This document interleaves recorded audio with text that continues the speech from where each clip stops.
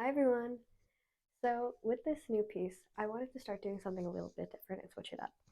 So, with each of the pieces that I now play or sing, I want to add a little bit of the history of the piece because I believe that once you understand what the piece had to go through and what the composer or songwriter had to go through, honestly, you can connect with the piece a lot more. And it honestly helps me perform it a lot better. So, this piece that I'm doing, it is actually a choral piece, meaning it's meant for choir, and it is the Lacrimosa. The Lacrimosa is arguably Mozart's most famous requiem. Requiem is a funeral mass. It's for a funeral mass. And this piece, if you listen to it in full choral style with everyone singing together, it sounds absolutely amazing. But today I'm only going to be singing the soprano line.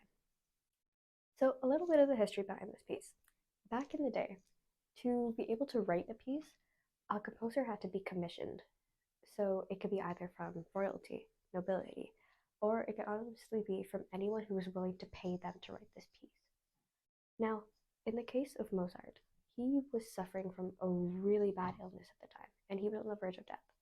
And no one knows who commissioned him for this piece. In the movie Amadeus depicting his life, they depict one of his greatest enemies, Antonio Salieri, who was a rival composer because he thought that he was better, even though everyone knew that Mozart was. And he was the one who commissioned Mozart to write this last requiem, but it was in a black plague mass symbolizing death, aka saying, here's your last requiem, write it as you wish. But the thing is, Mozart died in the middle of writing his requiem, and his student, Sussmayer, finished it off. Now, the weird thing that Sussmayer did is that he copied off the original manuscript and just finished off of it. So you can never tell where Mozart started and where he ended. But now we only have the original manuscript, but the last page is torn out. So there is no real way to identify what part of it was Mozart's, what part of it was Sussmayer, and if there was any hidden message behind the Requiem.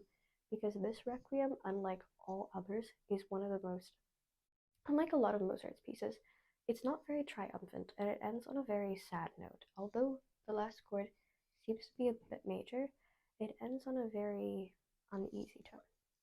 So that is a little history behind Mozart's Last Requiem, and I hope you enjoy it. This is the Lacrimosa dies illa, Mozart's Last Requiem, the soprano line.